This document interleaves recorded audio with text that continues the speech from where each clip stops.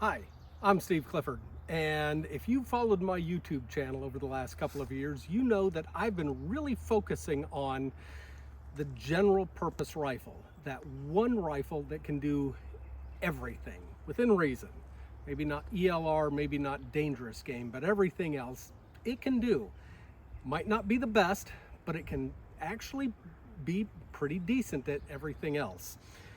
So this past weekend, I did an NRL Hunter match, and that was a goal of mine, is to shoot a match and see how my gun, how my training, how my skills, how my other equipment could be put together in a way to compete within the NRL Hunter world.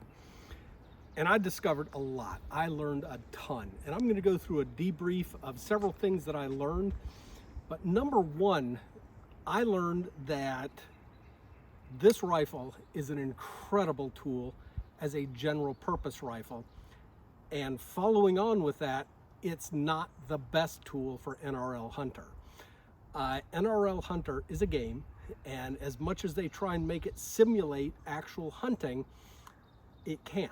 And because there are prizes and there are rankings, a lot of people game it, and that's fine and that's understandable. But I went into it with the mentality of I want to prove the general purpose concept to make sure that I'm at least acceptable, that I can at least do this well enough with a general purpose rifle. The same rifle that I could take, on a long hike, the same rifle that I could do snapshots with, the same rifle that I could do everything else that I use a rifle for, and also compete with it. Well, there was a field of 103 shooters. Included in that were 15 teams, and I ranked 50th overall. If you take out the teams, I was better than 50%.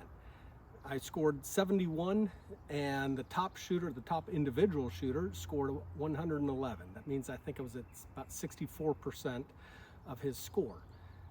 Well, that top shooter is one of the top shooters in the whole NRL series. So I'm good with that. I'm really good with that. I think that this has proved itself. I think I proved to myself that I can do it. And I'm probably not going to specialize anymore. But having said that, let's go over some things. I'm going to go over some equipment and some situations and some things to think about if you're in the position of thinking about doing NRL Hunter. And again, this is not from a competitor point of view. This is from a rifleman's point of view. So let's start off. I'm going to set this down for a bit. Let's start off talking about the rifle. So what about this rifle? This is the Sig Cross, and for YouTube, yes, very much unloaded. We're not at a range, but it's unloaded. So great choice for this. It weighed in, including the suppressor cover, the tape. I even left the sling on it. This thing weighed in at 10.9 pounds. And they're like, well, do you want to put your bipod on? I said, well, it has a bipod. It has this, all right? That bipod is very, very handy. And for somebody like me, it's great because it's always attached to the gun and allows me to have a bipod. Now, it's not as solid, it's not as steady as, a Sky or an Accutac or an MDT or something like that, but it's also not as heavy, and it's always attached. So I don't have to fish it out of my pack when I need it. It's always there. So that's one of those compromises. Another compromise is the 18-inch barrel on a 6.5 Creedmoor. I didn't have the velocity that the guys with the 22, 24-inch barrels did, and that affects how it shoots in the wind. So it's compromises. Let me talk about the high-mounted scope here, because this is something this is even higher than a lot of the competitors are doing. And it's something that I picked up from Frank Galley and Chris Way. They're working on this right now, and found that by raising the scope up, it allows you to bring the gun up and where you need it without having to duck your head down. With any other scope or scope mount, I'd have to duck my head down to see through it. With this one, I keep my eyes steady and level, and I can see quicker and easier and with less eye strain. So that was nice to have. This one, I'm really happy with this scope mount setup. So let's talk about some of the other things. You will notice that I have binoculars. They're range-finding binoculars. That was important. But I don't have a chest harness, and that was intentional. And everybody else, and I mean everybody else, had a chest harness. And I get why, but for me, I liked having the binoculars unencumbered by it. And it meant that when I was carrying the rifle, I could carry the rifle up tucked in nice and tight to me. Whereas if I had a chest harness, it's out here, it's banging around. I've hunted like that. I've hunted with a chest harness and it wasn't comfortable. Maybe I need to work on that some more, but I decided just to go with this. It worked great, except sometimes if I started to take my backpack off first, now I'm tangled in it. And that was a problem, okay? So I need to work on that. I need to figure out better management of all of these straps and everything else, or just break down and get a chest harness and figure out how to use it right. So that's something. Let's talk about the binos real quick. These are the SIG. This is the Kilo 6K HDX. They're an 8-power binocular. There were a couple of stages I really could have used a 10-power. There was some really long ranges at this match. This was the Spears Mountain at Gladstone, Virginia. It's about 1,500 foot high mountain and a lot of steep downward angles. There were several shots where, I mean, you're almost shooting straight down. And that became an issue because I don't use the data from the Kilo 6000 because it has only AB ultralight, which means it'll only give me ballistic solutions out to 800 yards. So I don't even pay attention to what it's telling me. I'm also not real happy with the interface between this and the phone. I'm not trusting of the data. But so I looked at when I'm shooting those downward angles. At first, I had not set it to the AMR. AMR corrects for the elevation or the angle that you're aiming at. So some of my elevations were off, and so once I corrected that, then I would just use my little data card, and I've got my dope that was set up.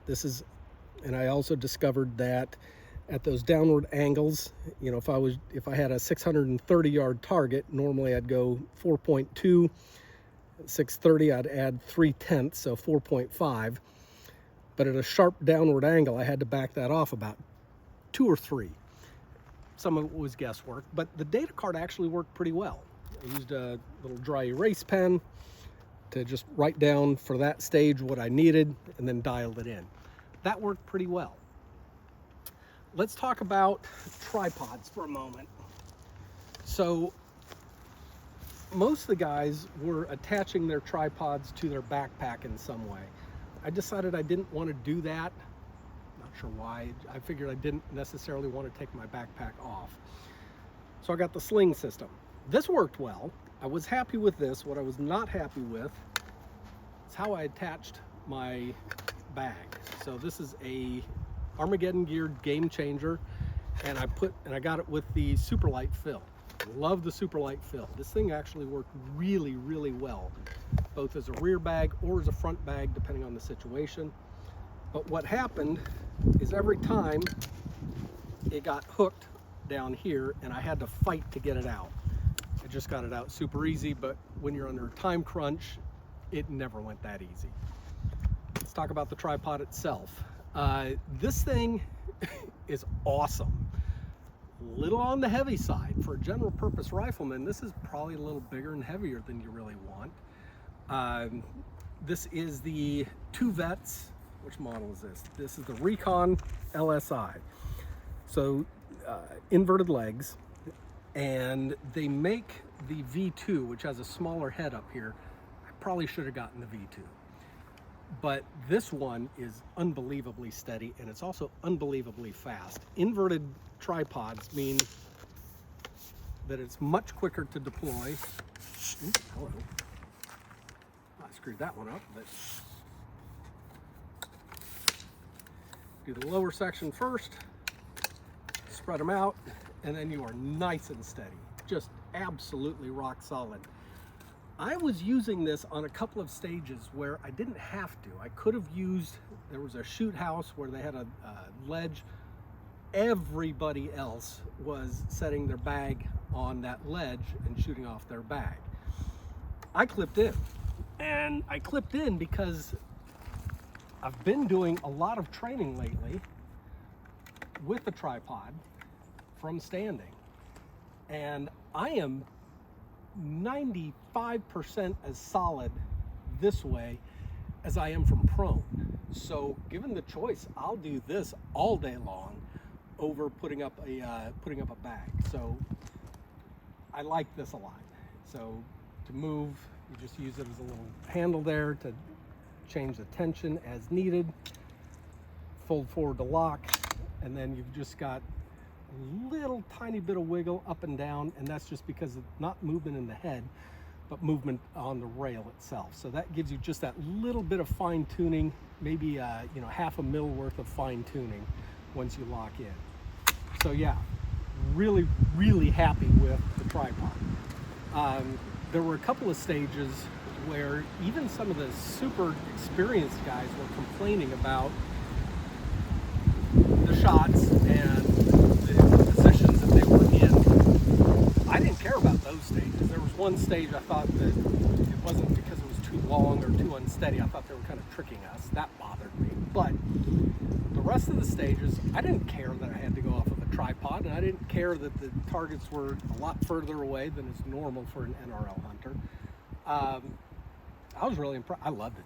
I had a great time. So, and I made some unbelievably good shots from the tripod. So really happy with all of that. Now, one other thing that I want to show you about tripod use. So let me pull this out of here. There were a couple of stages where you pretty much had to throw your bag up onto a barricade, or in one case a rock, and throw that up there and shoot with that as your rest. Well, on those stages, I did the little trick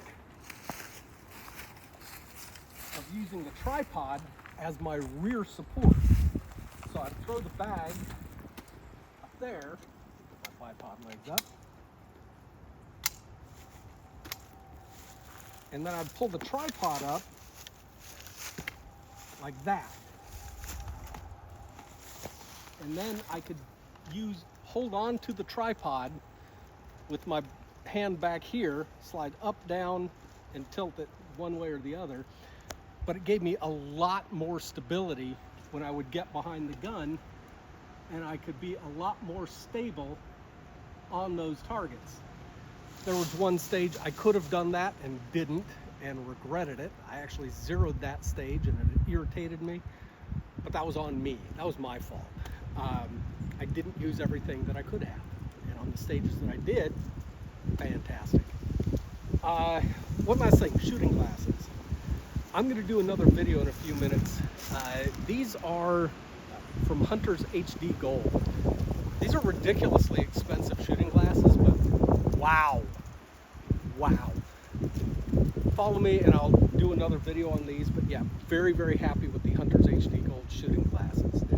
And the fact is, these are bifocals, so that when I went to look at my data, I didn't have to squint, I didn't have to hold it all the way back here. I could just look right at it as long as I'm looking at the lower part of the glasses. So yeah, pretty nice. Let's see, what else?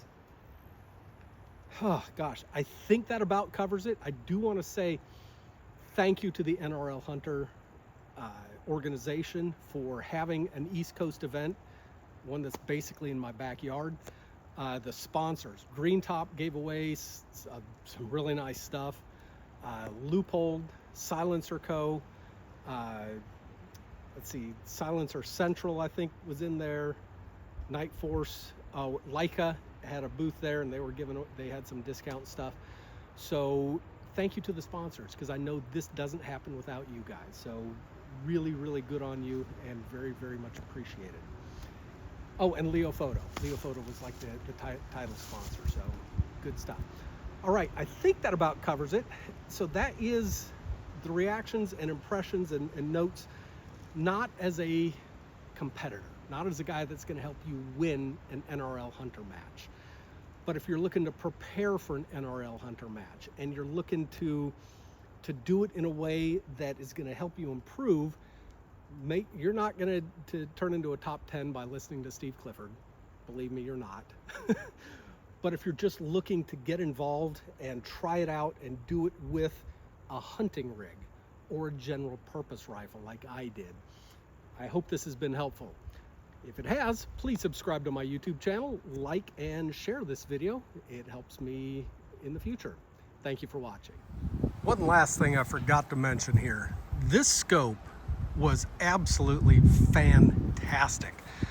It's the Leupold Mark IV HD. It is a 4.5 to 18. At 4.5, there were a couple of stages where you wanted 4.5. Most of the time I was in the 12 to 14 range. Even if I accidentally put it up to 18, I wasn't in too bad a shape. Usually I tried to be in that 12 to 14 range so I could see the impacts a lot better and spot my own misses in many cases. But yeah, very, very happy with this scope. Incredibly clear optic, very, very fast, great eye box on it. The zero stop worked extremely well. Ooh, I didn't dial out my elevation for my last target. Yeah, okay, anyway, yeah, very, very good scope. Could not be happier with that thing. So shout out to Leupold on that one. It's also pretty lightweight. It only weighs in at about 26 ounces. So we got that. And I am gonna go out of here with one short video showing just what one of the stages looked like, and then some pictures from the weekend. All right, now I'm out. Thank you.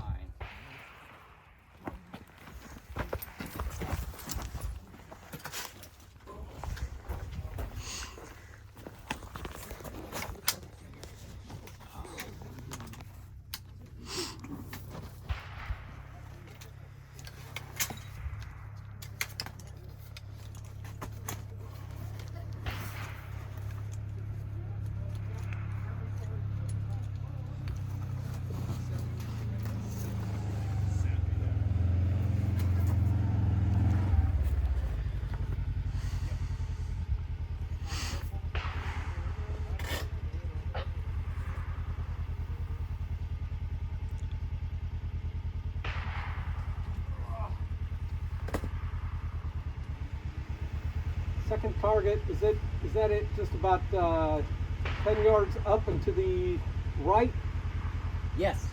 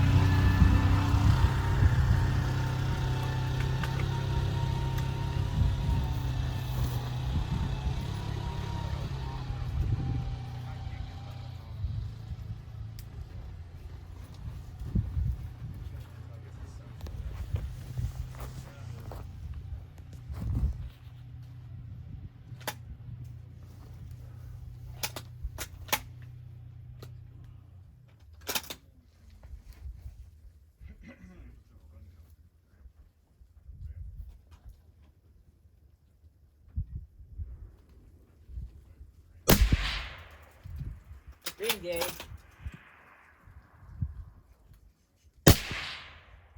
Impact, second round.